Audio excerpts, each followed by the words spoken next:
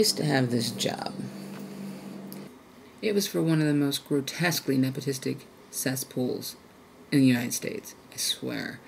It started out as this like small family-owned business, but as they grew, they kept building onto this little house where they started their business until it became this maze.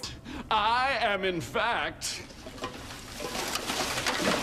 the maze master. You couldn't find your way from one end of the place to the other, and every manager was a cousin, or a brother, or a son, or a wife.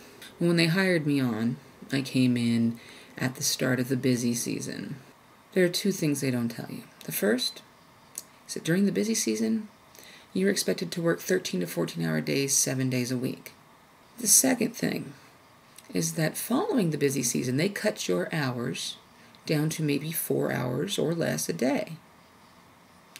Which doesn't sound that bad when you've been working 14-hour days. But monetarily, that sucks if you don't know that this is coming. Because you haven't saved anything. Or, well, if you're young and stupid like I was, you don't save much because you're trying to just pay off the bills. So when you get to this lull, suddenly you're not making any money. My job there was digital artist and photo retouch, which was a joke. I spent hours and hours a day cleaning pimples off of teenagers, moving people out of pictures, adding people to pictures, all sorts of stuff like that.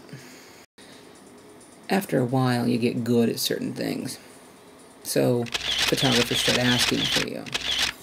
I always ended up getting stuck with the nudies. Got one in. Hilarious. Woman had to be like 60, 70 years old. Wrinkled to the max. Hanging out in a red teddy with platinum blonde hair. And they're like, oh, hey, could you get rid of the wrinkles on her thighs? Clean up the tummy pooch. Ah! Another good one. You've all seen the pictures where the chick is pregnant and she's in some filmy white gauzy thing and you can see her nips and her tummy. Everybody's seen those, right? This chick and her husband, I don't know what they were into and I don't really care. I mean, everybody gets a little freaky, right? Super freak, she's super freaking out. In the picture, she's wearing a black kind of see-through button-up shirt, all right? But it's unbuttoned all the way down. It hangs just outside the bust line. There's her pregnant tummy. The guy sitting behind her in a black button-up shirt, cupping her breasts and tweaking the nipples. Okay. Had to clean that one up. Highlight her eyes. I don't think anybody's looking at her eyes, but alright, did it. Another one is for a model portfolio. Here's something that most people outside the business don't realize. You're not supposed to modify a model portfolio. A little bit here and there, clean up some dust, maybe remove a pimple, but nothing big. It's just, they considered it unethical. If you're going to put this in your portfolio, it's supposed to represent what you look like. Unless it's done like as a photo shoot or a part of an ad or something like that. But for your portfolio, just your shots. No major editing. Bullshit.